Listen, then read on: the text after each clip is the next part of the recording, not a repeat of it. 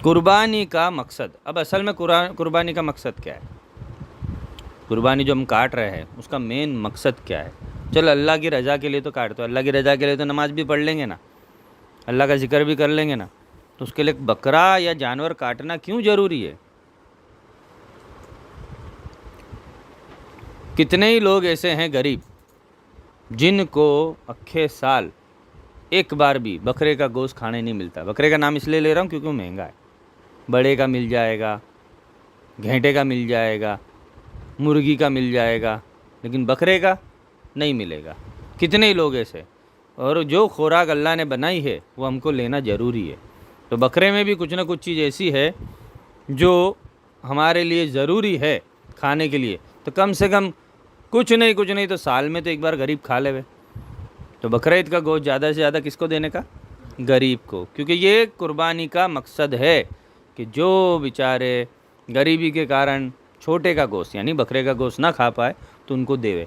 लेकिन लोग क्या करते हैं, हमारे घर में बकरा हुआ है, पूरा के पूरा बकरा हम फ्रिज में ठूस देंगे और 1 हफ्ते 2 हफ्ते तक बर्फ़ में से निकाल के पका के अलग अलग खाते रहेंगे। क्या फ़ायदा?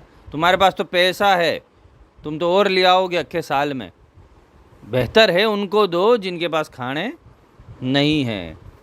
अब चूँकि हम अहमदाबाद में मतलब सिटी में रहते हैं, तो यहाँ तो कोई ऐसी जगह नहीं है कि जहाँ खाने ना मिलता हो, तो ये गोश्त कहाँ पहुँचाना चाहिए?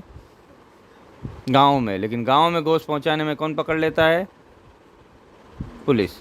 बोले तुम गोश्त इधर उधर सप्लाई करते हो।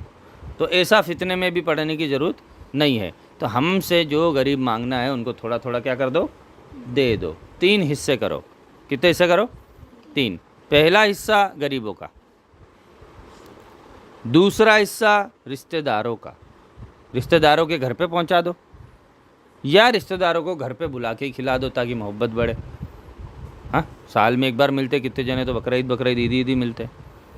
और तीसरा हिस्सा है हमारे घर का कि भाई बकरा ईद के 1-2 दिन खिला दिया, फिर बर्फ़ में रख दो, आंदा नहीं, धीरे धीरे कभी तिक्के बनाएंगे, कभी पाए बनाएंगे, वगैरह वगैरह। मज़े करो। अल्लाह ने मना नहीं किया है। मना क्या होता तो सब गरीबों का हक हो जाता। तो कितने हिस्से करने हैं? 3। गरीबों का, रिश्तेदारों का और अपने खुद घर वालों का।